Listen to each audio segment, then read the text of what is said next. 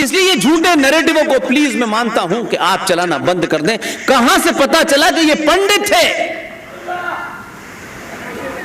किस देश में किसी के नाम के आगे पंडित लगा होता है? वो तो हमारे यहां जो ज्ञानी हो जाते हैं, जो पूजा पाठ कराते हैं, वो पैदाइशी पंडित नहीं होते, उनके नाम के आगे पदवी के तौर पे पंडित लगता है। और पंडित का मतलब है पढ़ा लिखा, ज्ञान प्राप्त किया हुआ आदमी। उनके ज्ञान की कई सारी कहानियां हैं और उसके चर्चे समुद्र पार तक है। लेकिन एक घटना में इसलिए बताना चाहता हूं, सावरकर के माफीनामे पे बहुत चर्चा हुई। जब भी मसला आता है सावरकर ने माफी मांगी, सावरकर ने माफी मांगी। 1946 में 4 घटनाएं घटी, 4 घटनाएं, और हमने चारों में से किसी का जिक्र ही नहीं किया, क्योंकि हमारा स्वार्थ यह है कि ठीक है आप हैं, लेकिन आपने इतने लंबे कालखंड में सच बोलने और सच लिखने वाला योद्धा पैदा नहीं किया। किताबें लिखी, पुरस्कार मिले, किताबें बिक गई, बस। इसलिए 4 घटनाओं का जिक्र करना इसलिए जरूरी है कि उससे आज के वर्तमान की स्थिति का आपको अंदाजा हो जाएगा। 1946 में 16 अगस्त 1946 का दिन किसी को याद है? 16 अगस्त 1946 में पूरे देश में मुस्लिम लीग पाकिस्तान बनाने का आंदोलन चला रही थी, और उनके लीडर ने कभी भी झूठ नहीं बोला। यह मैं ऑन रिकॉर्ड कह रहा हूं। जिन चाटुकारों को गद्दी चाहिए थी, उन्होंने उनकी झूठ को छुपाया।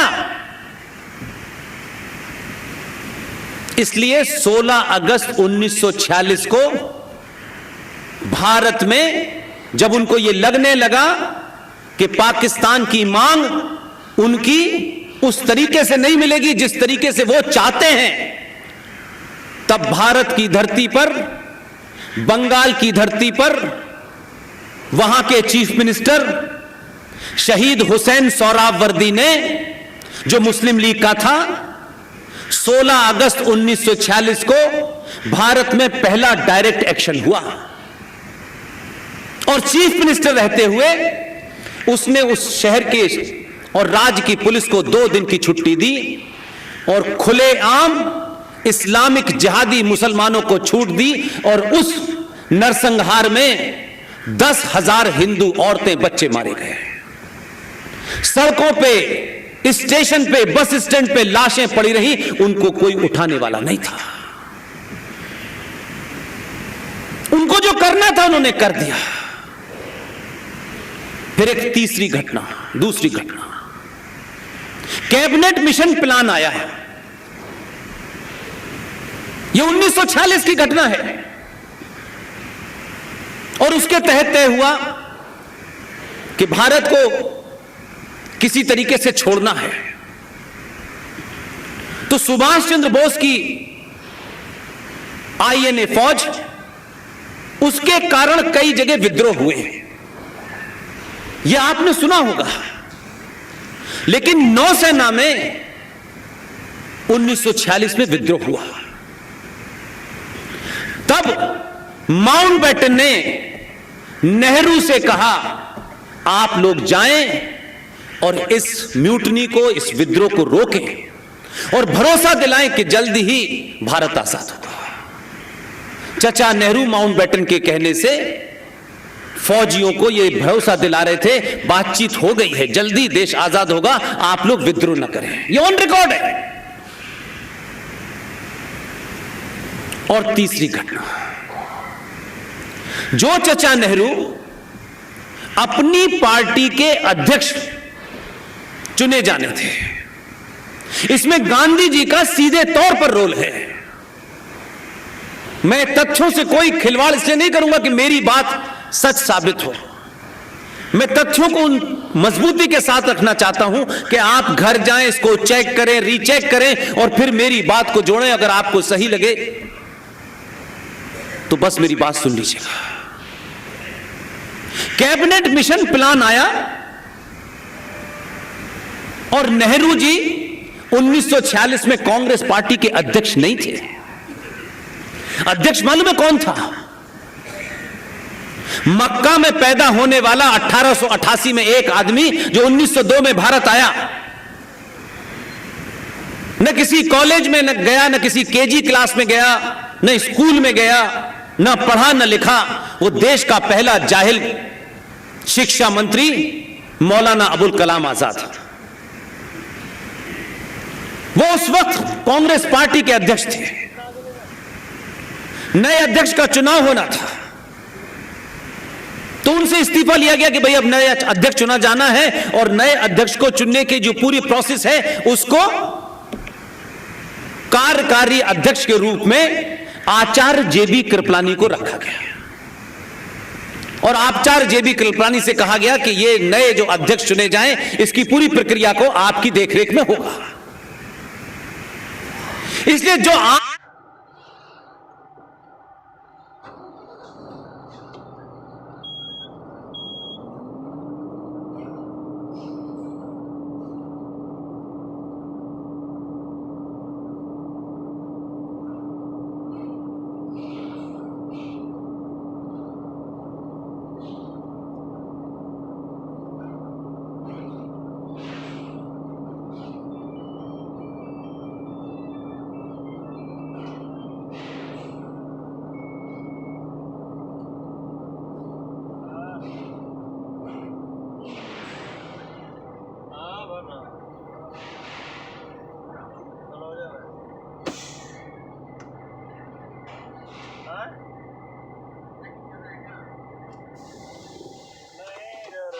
अहमदाबाद का कोठारी मेटल।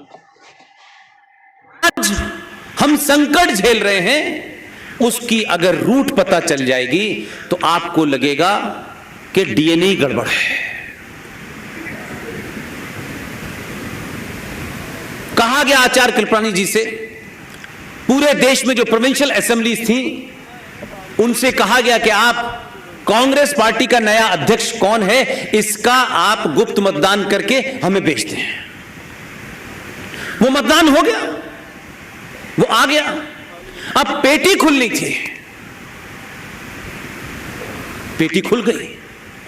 आचार्य जेबी कृपलानी बीच में, उनके सीधे हाथ पे गांधी जी, उनके उल्टे हाथ पर सरदार पटेल। पेटी खुली, वोट निकले, आचार्य जेबी कृपलानी ने रिजल्ट डिक्लेयर किया। कहा कि पटेल को 14 में से 12 वोट मिले हैं। और फिर उन्होंने गांधी जी की तरफ देखा और गांधी को बताया कि 14 में से नेहरू को एक भी वोट नहीं मिला है। अब यहां से आप कनेक्ट करेंगे चीजों को, तब पता चलेगा कि कौन किसके इशारे पे काम कर रहा था, तब आपको समझ में आएगा। इसलिए मैंने कहा कोई बड़ा है, बुजुर्ग है, उसकी इज्जत की जानी चाहिए, उसके लिए अपमानित शब्द नहीं बोलने चाहिए। लेकिन अगर वो अपने दौर में कोई कुकर्म करके गया है तो उसको एक्सपोज करने में कोई शब्द छोड़ना भी नहीं चाहिए। इसलिए जब जेबी कृपलानी जी ने गांधी जी से कहा कि नेहरू को एक भी वोट नहीं मिला है, तो मुझे लगता है कितना ऑर्केस्ट्रेटेड रहा होगा, कितनी प्लानिंग के साथ यह ड्रामा हुआ। गांधी जी ने बड़ी मासूमियत से देखा, जैसे कोई पिता अपने बच्चे की तरफ देता है कि बेटा मैं गया तो था खिलौना लेने, लेकिन लाया नहीं हूं। तो उनके चेहरे पे उसी मक्कारी भरी मुस्कान थी और बड़े मायूसी में उन्होंने अपनी शक्ल नीचे कर ली। और गांधी जी का चरित्र यहां से देखिए, गांधी जी ने एक चिट लिखी, जेबी कृपलानी को दी और कहा कि पटेल को दे दो। पटेल ने उस चिट को देखा, उनके चेहरे पे तनाव था और उन्होंने चिट वापस कर दी। चिट गांधी जी को वापस हो गई। चिट पे लिखा हुआ था तुम विड्रॉ कर लो। लेकिन गांधी जी के लिए पूरे सम्मान के साथ गांधी जी ने जो जघन्य अपराध किया है उसे चौराहे चौराहे चिल्लाना चाहिए। दोबारा चिट दी। यहां से वो बेशर्मी, वो किसके एजेंडे पे काम कर रहे थे, उन्होंने दूसरी चिट दी और जेबी कृपलानी ने दूसरी चिट दे दी सरदार पटेल को। सरदार पटेल से कहा कि इस्तीफा दे दो। एक इज्जतदार आदमी, एक स्वाभिमानी आदमी तीसरी बार जलील होना नहीं चाहता था। उन्होंने चिट फाड़ी और उठ के चले गए। इसलिए आज ईवीएम हैक हो गई, इसकी चिंता कर रहे हैं। ये 1946 में हैक हो गई थी। और इस पूरे प्रकरण को किसने लिखा है, इसलिए ओरिजिनल सोर्स पे जब जाएंगे तो आपको ज्यादा आसानी होगी। न ये सुनी सुनाई बात है और न किसी ने सुना और देखा। जैसे मैंने सुना है कि 1857 में क्या हुआ था, रोमिला थापर को पता चल गया था। ये थर्ड सोर्स है। जेबी कृपलानी ने इस पूरी चीजों का वर्णन किया है और गांधी जी के सेकुलर चरित्र के बारे में एक मोटी किताब लिखी है। लेकिन हमारे लोग अपनी लिखी हुई किताब भी नहीं पढ़ते, दूसरों की तो बात ही छोड़ दीजिए। रटा रटाया जुमला किसी ने बोल दिया, बस उसी को चलाते हैं। जेबी कृपलानी ने वो किताब लिखी, लेकिन आप देखिए कि पब्लिकेशन डिवीजन ऑफ इंडिया ने उसको छापा, लेकिन शत्रु कितना शातिर था। उसको मालूम था कि 2014 में कोई आने वाला है। उसने कहा इसका सफाया कर दो। कोने कोने से पूरे डिवीजन में आपको वो किताब ही गायब हो गई। लेकिन आपके पूर्वज कैसे रहे होंगे, मुझे गर्व होता है, मैं भले ही उनका नाम न जानूं। वो किताब का जब मुझे पता चला, मैंने पूरी खोज कर डाली और मुझे वो किताब नहीं मिली, लेकिन उस किताब का नाम पता चल गया। तब कुछ मित्रों से कहा कि इसमें मेरी मदद करो, और ये मैं सार्वजनिक मन से कह रहा हूं। ये बात जब किसी ने सुनी इस YouTube के माध्यम से, मैं उनको जानता भी नहीं हूं, न वो मेरे कभी कोई दोस्त हैं, न मेरा कभी उनसे कोई वास्ता पड़ा। और इंग्लैंड में कुछ लोग जो वहां पढ़ने लिखने के शौकीन थे, उन्होंने कहा यह किताब हमारे पास मौजूद है।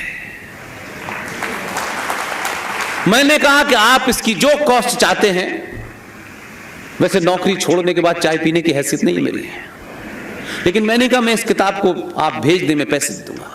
उन्होंने कहा कि जो काम आप कर रहे हैं ऐसी मैं 10 किताबें भेज सकता हूं। उन्होंने PDF भेजा, फिर मैंने उसको फोटो स्टेट कराई। उस किताब का नाम है Gandhi his life and thought. Page number 249, page number 250, page number 251 पे यह घटना आचार्य जेबी कृपलानी ने लिखी है। इसलिए कोई यह नहीं कह सकता है कि यह सुनी सुनाई बातों से आगे फैलाया जा रहा है। तीसरी घटना, चौथी घटना, कैबिनेट मिशन प्लान आया तो अब आपको समझ में आएगा कि गांधी जी ने किसके इशारे पर कांग्रेस पार्टी के अध्यक्ष के चुनाव में सबसे बड़ा राष्ट्र के साथ धोखा किया। उसी 1946 में ज्यादातर लोग, खासतौर से सनातनी, ये तो कहते हैं कि भारत के पहले प्रधानमंत्री का नाम जवाहरलाल नेहरू है, और उनसे पूछो कि वो कब बने थे पहले प्रधानमंत्री, तो 15 अगस्त 1947 की डेट बताई जाती है। यही है एवरेज। सच क्या है? 1946 में एक एजेंडे के तहत नेहरू जी ने सितंबर 1946 को अंग्रेजों द्वारा यह कह करके कि अंतरिम सरकार है और हमको ट्रांसफर ऑफ पावर करना है, तो किसी को सौंपना है, उसके लिए गांधी जी से कहा। बल्कि गांधी जी से यहां तक भी कहा गया कि देखिए, अगर इसके अलावा कोई हुआ तो हमें पावर को ट्रांसफर करने में दिक्कत होगी। उसके तहत सितंबर 46 में ये कबूतर उड़ाने वाले इन चचा जान ने यूनियन जैक के नीचे इंग्लैंड की क्वीन के प्रति अपनी आस्था और निष्ठा प्रकट करते हुए लॉर्ड माउंटबेटन ने उन्हें शपथ दिलाई, तब वो देश के प्रधानमंत्री बने। ये माफी नहीं, ये माफी से भी बड़ा जघन्य अपराध है। लेकिन इस तथ्य के बारे में बात ही नहीं होती हमारे यहां। इसलिए सही बात सही समय पर कहिए तो उसका कोई महत्व है। समय निकल जाने के बाद आप कितनी भी अच्छी बात करेंगे, फर्क नहीं पड़ेगा। 1946 में एक आखिरी घटना, देश में चुनाव हुआ।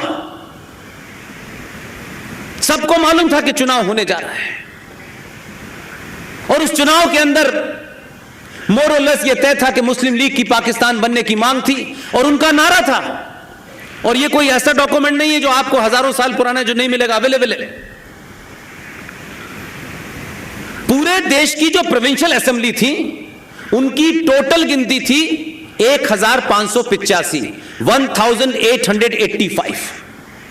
पूरे देश की जो प्रोविंशियल असेंबली की सीटें थी, उन 1585 में से 492 सीटें मुसलमानों के लिए रिजर्व थी।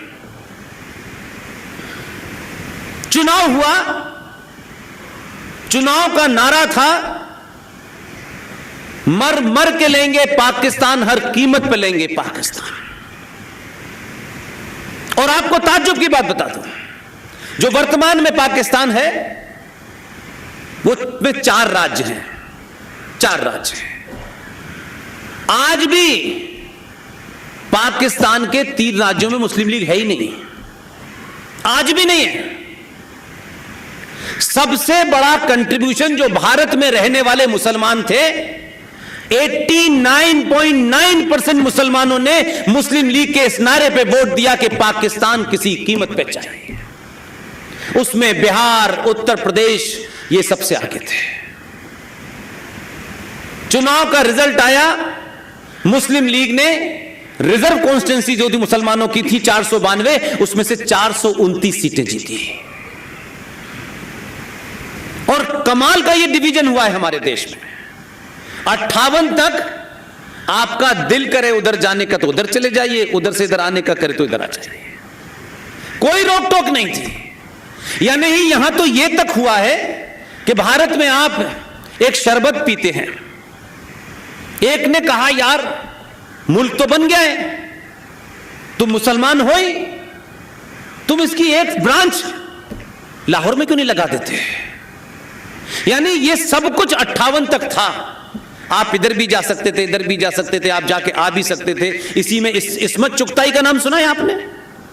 एक बड़ी साहित्यकार है, उन्होंने एक नॉवेल लिखा है आग का दरिया। कभी सुना उसको, कभी पढ़ा आपने? वो भी चली गई थी, उनके ऊपर भी इस्लाम का भूत सवार हो गया था, चली गई। आज की डेट में भी बनना है। और आप पिक्चरों से कोई बहुत, आपको अगर बनना है आज की डेट में भी बनना है, और आप पिक्चरों से कोई बहुत ज्यादा मुतासिर होते हैं, इन्फ्लुएंस होते हैं, तो आप आज भी ऐसे लोगों ने मिसालें पेश की हैं। अगर आज की कोई बेटी कुछ बनना चाहती है तो बाहुबली की देवसेना सबसे बड़ी खूबसूरती की मिसाल है। मैं समझता हूं कि मैंने अपनी बहुत सारी बातें कह दी हैं। मुझसे कहा गया है कि मैं उनका सम्मान करता हूं। हर प्रोग्राम की अपनी एक मर्यादा होती है। 3 बातों को जाकर के ढूंढिएगा घर में। ये 3 कानून सरकार हटाएगी। ये मैं मानता हूं, लेकिन जब तक ये कानून है, हर दिन हर सेकंड आपका अस्तित्व समाप्त हो रहा है। इसको जाके ढूंढिएगा। हमारी चुप्पी, हमारी खामोशी, संगठनों और हिंदुओं के ठेकेदारों की दलाली के कारण इस देश में 1995 में कानून बना, जो 1923 में अंग्रेजों ने बनाया था, जो 1956 में अमेंडमेंट हुआ, फिर 1985 में अमेंडमेंट हुआ, फिर 1995 में अमेंडमेंट हुआ और 2013 में भारत की संसद में पूर्ण बहुमत से पास हो गया। हमारे ठेकेदार गिनती में 125 थे। बहुत बुरा लगता है लोगों को। उस कानून का नाम है वक्फ प्रॉपर्टी एक्ट। उस प्रॉपर्टी एक्ट के बारे में मैं संदर्भ में लंबा नहीं जाऊंगा। मैं आपको इसलिए कह रहा हूं कि इसको जाके खुद तलाशिएगा तो शायद आपको ज्यादा डिटेल मिलेगी। उस कानून में 2 धाराएं हैं, 40 और 36। सेक्शन 40 और 36 2 अलग अलग धाराएं हैं। भारत की पार्लियामेंट में ऐसे चले गए थे राष्ट्रवादी जैसे म्यूट पे चले जाते हैं। उन्हीं को समस्या है आजकल अपने हीरो से, क्योंकि उनको चीजें नहीं मिल रही। उसी के चलते उनको बोलिए वंदे मातरम होने वाला, जाइए 2 मिनट के लिए रुक जाइए। कम से कम महाराष्ट्र के लोग ऐसा ना करें और पुणे के लोग ऐसा ना करें। भारत के अंदर, भारत की संसद में इतना बड़ा काम हुआ और उस काम को आप लोग कम से कम इसलिए लीड लें कि मैं मानता हूं कि आपके से गुजरात अलग हो गया हो, लेकिन लीड आप ही लोगों की है आजकल। इसलिए कह रहा हूं कि वो मेरी मुहिम का हिस्सा है और उस मुहिम को मैं चलाता रहूंगा। जैसे सुभाष चंद्र बोस की मुहिम चली कि सुभाष चंद्र बोस के सारे डॉक्यूमेंट डिक्लासिफाई किए जाएं और सुभाष चंद्र बोस को रह रही हूं यार, ये तो मेरे से लोग सवाल पूछेंगे। उन्हें डर ही नहीं है, क्योंकि उन्हें मालूम है कि आपको अफीम खिला दी गई है, इसलिए आप ये सवाल नहीं उनसे पूछेंगे। 1991 में हमारी चुप्पी और हमारे दलाल नेताओं के साठ गांठ के चलते, मुंह पे कह रहा हूं मैं ये बात, अपनी चाटुकारिता के चलते, स्वार्थ के चलते, पीवी नरसिम्हा राव की सरकार थी। अयोध्या मूवमेंट अपने पीक पर था। अब उसमें से कुछ लोग नहीं है, मैं उनके सम्मान में कोई बात नहीं कहना चाहता, समग्रता में कह रहा हूं। उसमें जो जिंदा हैं उनके मुंह पे बोल चुका हूं मैं। तो 92 साल की उम्र हो गई हो, उससे कोई फर्क नहीं पड़ता, फिर भी बोल के आया, कहा कि यह आपने जघन्य अपराध किया था। अयोध्या का मूवमेंट चल रहा था, तो हमको अयोध्या बहुत प्यारी थी, अयोध्या का मूवमेंट चला। लेकिन एक पार्टी ने यह साठगांठ की, क्योंकि उस वक्त सत्ता में जो आदमी बैठा था उससे बड़ा भारत में चाणक्य पैदा नहीं हुआ है। लेकिन वो पार्टी गलत में था, लेकिन अपने समय का इंतजार करता रहा। जब उसके हार्ट का ऑपरेशन हुआ तो लोगों ने कहा ये तो मरवर जाएगा, छोड़ो इसको यार। जब पार्टी क्राइसिस में आई तो ये हुआ कि भाई किसी को प्रधानमंत्री बनाओ तो किसी ऐसे आदमी को बना दो जो हमारे परिवार के लिए चुनौती ना बने। तो एक आदमी जिसका हार्ट का ऑपरेशन हुआ, इसके पास कम समय है, इसी को बना दो। ये सोच के पीवी नरसिम्हा राव को प्रधानमंत्री बनाया गया, लेकिन वो भी खांटी का आदमी था। आप देखिए, मैं वही कह रहा हूं कि जो लोग आपके लिए बड़ा करके गए, उनका दल क्या था, उससे उस आदमी को मत आंकिए, बिल्कुल मत आंकिए। आप ही के महाराष्ट्र में वीएन गाडगिल थे कि नहीं थे? लेकिन किसी कांग्रेसी में यह हिम्मत थी कि वीएन गाडगिल के घर के ऊपर सावरकर की आदमकद मूर्ति लगी रहती थी। वसंत साठे कांग्रेस में थे, लेकिन सावरकर के भक्त थे। उसी कांग्रेस पार्टी के दौर में महाराष्ट्र के अंदर मुंबई में सावरकर स्मारक बना। गए हैं कभी आप? जगजीवन राम को भेजा इंदिरा गांधी ने कि उसके इनॉग्रेशन में जाना। इंदिरा गांधी ने वो पत्र लिखा कि भारत की धरती ने ऐसा सपूत पैदा नहीं किया जिसका नाम सावरकर है। उन्होंने चिट्ठी लिख के भेजा। इसलिए किसी के कार्यों पर, और अगर उसने कुछ भी अच्छा किया है जो आने वाली नस्लों के लिए है, तो उसे कहिए। इसलिए कि नहीं वो मेरी पार्टी का नहीं है, वो फलानी पार्टी का नहीं है। पीवी नरसिम्हा राव ने कहा एक कानून बनाना है, हम इसमें सहमति चाहते हैं। कानून क्या था? कि हम अयोध्या को उस कानून से अलग कर देते हैं, क्योंकि इससे आपको दुकान चलानी है। और फिर एक कानून बना जो भारत की संसद को, इसकी ताकत ही नहीं है, इसे हमने सुप्रीम कोर्ट में विष्णु शंकर जैन, हरिशंकर जैन ने चैलेंज कर दिया है। हमारी टीम के युवा साथी हैं। कानून यह बना कि 15 अगस्त 1947 को जितने भी इस देश के अंदर इस्लामिक आताताई और ईसाइयों की हुकूमत में मंदिरों को खंडित करा गया है, मंदिर तोड़े गए हैं, उनका स्ट्रक्चर यानी उनका स्वरूप बदल दिया गया है, मंदिर के अंदर कहीं मजार बना दी गई है, कहीं मस्जिद बना दी गई है। कानून बना कि 15 अगस्त 1947 को जो उनका स्टेटस को है, जो यथा स्थिति है, वो अब वैसे ही रहेगी। उसके ऊपर न कोई कोर्ट जा सकता है और न ही उसका ऑल्टर किया जा सकता है। यानी मेरे दादा परदादा की पहचान, जो लोग मंदिरों को भगवान का घर समझते हैं, मेरा उसमें थोड़ा सा अमेंडमेंट है, क्योंकि भगवान का घर होता है क्योंकि आप भगवान को बिठाते हैं, प्राण प्रतिष्ठा करते हैं, लेकिन उस मंदिर को बनवाया किसी न किसी मेरे पूर्वज ने है। यह मंदिर मेरे जीते जागते पूर्वज खड़े हैं। हमने उनका सौदा करा और 1991 में पीवी नरसिम्हा राव ने एक कानून बनाया और किसी को पता नहीं चलने दिया, आम लोगों को न पता चले, चर्चा ही नहीं हुई। और कानून यह बनाया कि 15 अगस्त 1947 को जो जैसा स्ट्रक्चर है वो अब वैसा ही रहेगा, उस पर डिबेट नहीं हो सकती। हो गया, कानून पास हो गया, बात खत्म हो गई। अब जब जरूरत पड़ती है तो अपने स्वार्थों के लिए, क्योंकि आजकल सत्ता का अप्रत्यक्ष सुख भी कुछ लोगों को भोगना है, तो जब विष्णु शंकर जैन, जिसके पिताजी ने एक बड़ा काम किया था, यह देश नहीं जानता ऐसे लोगों को, और जब कि आपके सत्ताओं ने इस भारत के संविधान, जिसे सुबह शाम भारत का संविधान सर्वोपरि है, पिछले 70 सालों का उठा करके आप निरीक्षण करें तो एक पैरेलल व्यवस्था इस देश में इस्लामिक जिहादी मुसलमान को खुश करने के लिए पैरेलल व्यवस्था खड़ी कर दी है, जो संविधान के खिलाफ है। लेकिन कोई नहीं बोलता है टिकट ना कट जाए कहीं हमारी, क्योंकि लोगों को टिकट की चिंता है, राष्ट्र की चिंता नहीं है। आप पूछ सकते हैं कि मैं क्या कहना चाहता हूं। भारत का संविधान 1950 में बना, हो गई बात। जैसा भी है उस पर डिबेट नहीं करना चाहता, मेरा डिबेट का कोई इंटरेस्ट नहीं है, खासतौर से संविधान पे। संविधान जिन्होंने भी 1950 में बनाया, वही लोग पार्टी के ज्यादा थे, उसी मानसिकता के लोग ज्यादा थे। उन्हें अपनी सुविधाओं के अनुसार, क्योंकि सत्ता जाने वाली थी, तो भारत के प्रियम्बल, आप दुनिया का कोई संविधान उठा के देख लें, प्रियम्बल कहीं का बदलता नहीं है। प्रियम्बल जो होता है वो संविधान की आत्मा होता है।